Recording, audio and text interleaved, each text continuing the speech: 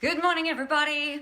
Gosh, I really prefer the light in here in the morning. It is much more flattering, let's just say. So welcome to the coffee run this morning. It is Thursday. Happy Valentine's Day. Happy Valentine's Eve for those in the Northern Hemisphere, whether you subscribe to the whole thing. Hey Jody, whether you subscribe to the whole thing or not, I think it's a really lovely day, if nothing else, just to say you are awesome, you're amazing, and happy Valentine's Day.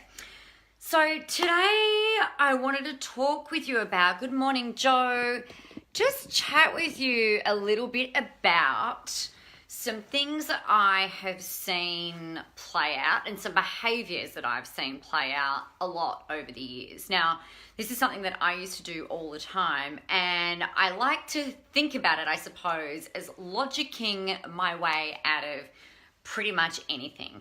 I can, and you can probably do this as well because you're super smart. You will probably know that, wow, you know what, I could do that, I could do this, I can do that, I can do this. You know, there's no reason why I shouldn't be able to do that or shouldn't be able to do this, and rah, rah, rah. And we can kind of get ourselves worked up into a, you know, kind of like this really awesome state of high intensity. But then we go, oh, but... right? So the buts kind of kick in, and what that might look like is, well, you know what, I'm just going to go out there and I'm going to get visible and I'm going to go and do a Facebook Live tomorrow. And then tomorrow comes and it's like, yeah, but my hair's not right, or I don't have a tripod, or my audience isn't online at 9 a.m, or my audience isn't online at 7 p.m, or it's a day ending in Y, or whatever else. Like, I don't know I'll be able to talk for that long. I don't know if I'll have the words. What will I say? What if nobody shows up? You know, all of this. I've got a pimple. You know, there is a whole lot of stuff that can kind of come up and come in when you sort of like make that decision and then you logic your way out of something.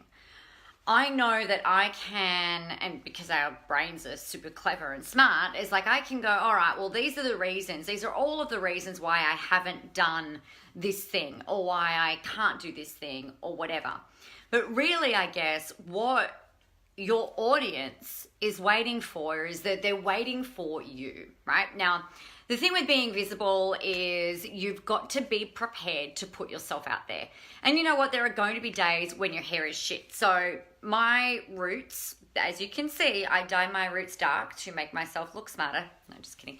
I have dark roots at the moment, and we had this call out to go and film for Koshi's Business Builders. It came through late Friday night. It wasn't confirmed until Monday morning. My hairdressers just happened to be off this weekend, completely not available. I'm like, oh, fuck. You know, what am I going to do about my hair? Maybe we can push it out. Maybe we can do this. Maybe I can go to a different hairdresser. And I'm just like, you know what?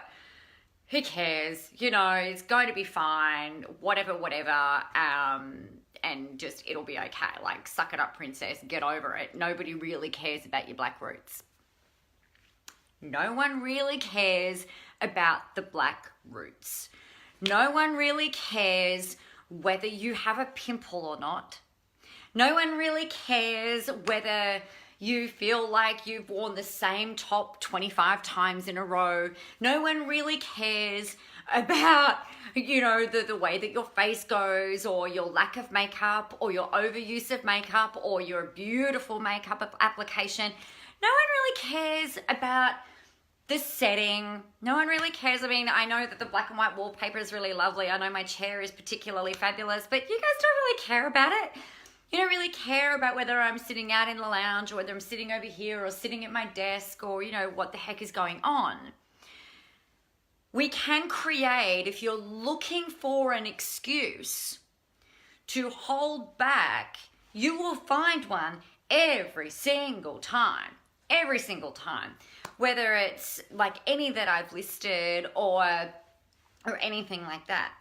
One of the other things that's really interesting, when you become self-aware, you can actually tell in your own body almost when self-sabotage is sneaking in, right?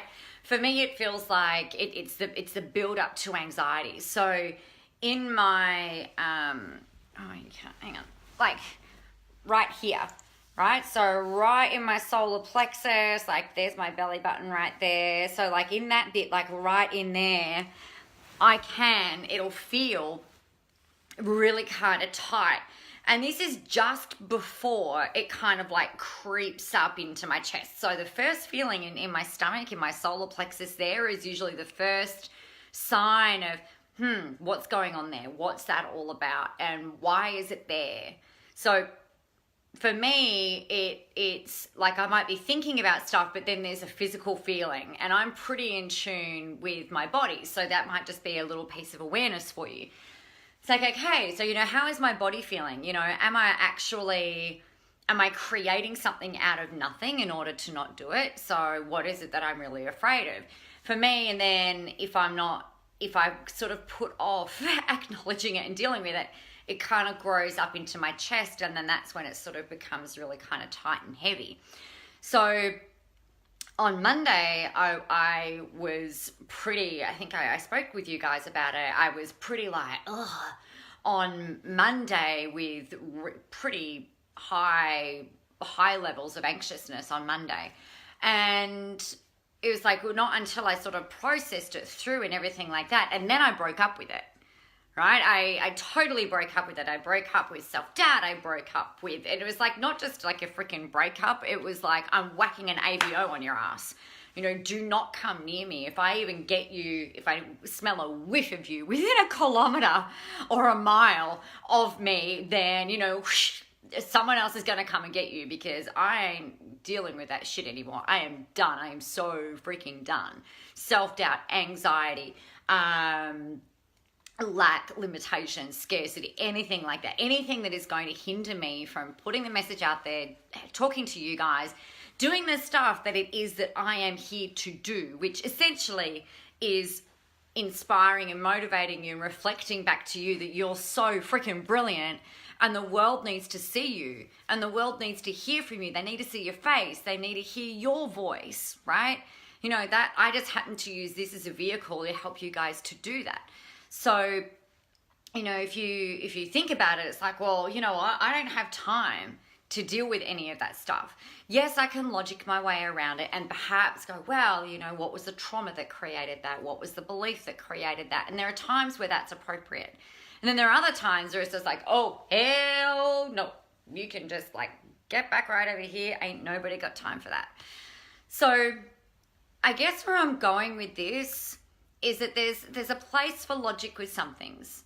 If you're thinking about buying a car, perhaps, then maybe you need to do some logical rationalization as to why you might choose this car over this car. There might be, if you're looking at purchasing a cell phone or a mobile phone, you might go, well, you know what, we're going to logic around this and around this. There are times where that's appropriate. The time where logic is inappropriate is where you're using it as a self-sabotage tool, or a reason for not putting yourself out there, a reason for not connecting with your audience. And I think that's really like one of the worst things that you could possibly do. Catherine, I just did an Instagram story talking no makeup, my hair in a mum bun, and I don't think anyone cares. Exactly! No one gives a flying shit about whether you've got makeup on or whether you don't, or whether your hair's messy or whether you got freaking black roots. Like, no one cares. They just need to hear the thing that they need to hear in order to be able to do what they need to be able to do with you, right? Hey, cheeky, nice to see you. So here's the thing, and my call out to you today is this. Stop being so freaking afraid of whatever it is that you want. Admit to what you want. Freaking put that stake in the ground and claim it and own it. State what it is that you want, how it is that you want it to look, who it is that you want to be able to work with, who's in your queendom, Who is it that is around you? Who is it that is empiring, Nicola? Empire on the mind. Who's empowering you? Who is with you? Who's with you in your empire? Who is with you in your community? Right? You've got to know that stuff. Claim it and ask for it, and then do the stuff that needs to be done. Here's what I want you to do. I've been talking about, claiming your throne and, accepting the fact that you are a fucking queen and you deserve to be sitting on that throne. Today, I'm like, you know what? I don't want you sitting on that freaking throne. I want you standing on it. I want you standing on it, talking to the people out there that you need to talk to with your passion that you have for what you do, with the fire in your belly for what it is that you do. Like you just cannot hold back. And then go out there and do that and share that message and talk to your audience and do what needs to be done, because your business is not going to wait for you. Your audience is not going to come out and seek you out. They need you to show up for them. And unless you're willing to show up for them, they are not going to show up for you. They're not going to try and hunt you down amongst the crowds and the masses of everybody else that is out there doing something similar to what you do. They're not going to come and knock on your door and say, oh, hey, I've been trying to find you. Can you help me out? They're waiting for you to step in. I talked a little bit about this last night. It's about, really stepping into that energy and going, you know what, here I am. If you need some help, come over here and I can help you. You need to know who your audience is if you're going to do that. You need to know them better than they know themselves. You need to know their fears, their goals, their dreams, their desires. What is it that they are worrying about at 3 o'clock in the morning when they've been asleep or not, and they're lying? You know what this is like. You might be lying there awake with your eyes open or your eyes shut, just worrying about all of the stuff and the things, making mountains out of molehills, because that's what happens at 3 a.m., right? You need to know what that stuff is for them. And usually it's like what if this doesn't work? What if nothing changes? Is this it? Is this really it? Like seriously, is this it? Surely there has got to be something out there better than this for me, right? Like that's the stuff that they're thinking about. They're worrying about the families, their children, not living up to their potential. They're worrying about the failure. They're worried, or the potential failure, the perceived failure. They're worried about maybe what people are saying or not saying, or they're worried about coming up with new things to do and share and whatever, new designs, new art to create. They're not sitting there worrying about, oh, I didn't do the housework today. Or, gosh, I should really go make those lunches. They're thinking about, it's almost like at that middle of the night stuff, it's like the barriers are lower, they're down. The barriers to their conscious mind, their unconscious mind, the stuff that's going on in the back of their head tends to kind of ripple out, right? Now, for some people, it's like, well, if I go and do this, what if it still doesn't work? What if I go and spend this money, invest this money, and it still doesn't work? What if nothing changes? Maybe I'm actually really not good enough. Maybe I don't really know my stuff. Maybe I'm really not qualified. What if they're right? What if they're right? And then that can just become really overwhelming, right? And then they fall back asleep and whatever happens. So they get up in the morning and that stuff has been sort of like pushed to the back of their head again. But if you can, from a visibility perspective and really talking to your audience, we're talking to them more from here then, right? Not just logically, not just the ones and zeros, not just the thing that they're presenting themselves with. It's like, oh, I'm thirsty. Okay, here's a drink of water. It's really getting deep. And if we think about the digital landscape, it is becoming busier and busier, noisier and noisier, and everyone is looking for the thing to be able to cut through the noise, to be able to stand out, and to be able to be seen and be heard. But they've got it all ass about. They're looking for the tactic, they're looking for the strategy, they're looking for the plan, they're looking for the ones and zeros, formulaic, do this and you get this type thing, where really you've got to do, yes, you need to do that, But we can do it the other way around. And first and foremost, it comes from stepping in, being really clear, claiming that fucking queendom, and standing on your throne and talking to the people, and then trusting that when you then go and do those other things, it all kind of flows in. Now, if you're anything like the people that I talk to, you're probably pretty confident with going out and putting out there, this is how you do this and you'll achieve this outcome. You advertise in this magazine and you'll reach 10,000 people. You go out and put this ad, you'll be able to target this number of people. If you write this article, then this will happen. If you go out and you start posting on social media, then this will happen. If you do this, then you get this. Most of us, and I've done this before, it's like when that's the logical stuff, right? The ones and the zeros, we know that that stuff is easy, in quotes, to be able to put out, because it's more about sharing our knowledge versus actually sharing what's in your heart and talking to the people who really matter. So we've got to do a mix of both. When you're playing with being visible, when you're really stepping out there, we've got to blend those two together. But it always starts first and foremost with you really being you, because that's the stuff that's going to cut through the noise. That's the stuff that's going to help you to stand out. That's the stuff that's going to have you being seen as being different. It's not just your 3 steps to social media success, or your 3 steps to weight loss, or your 3 steps to finding the ideal partner, right? Heart first, then steps.